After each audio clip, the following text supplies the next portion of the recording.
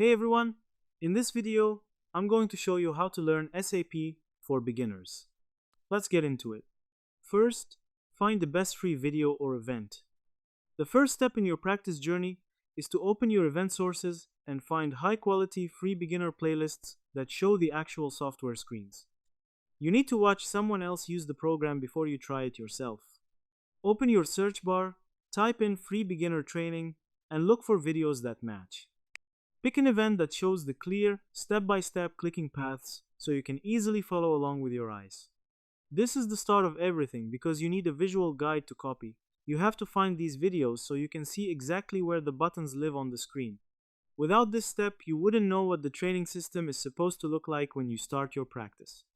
Next, set up a free practice account.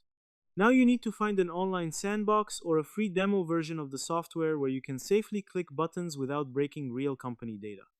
Search for free trial access or student training links online to open a temporary practice workspace.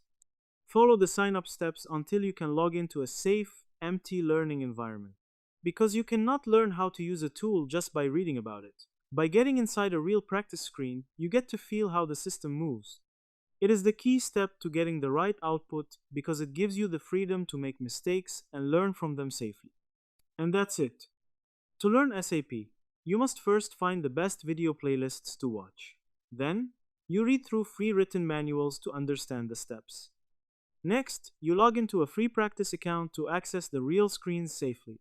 Finally, you copy the steps from memory until you can do them without any help.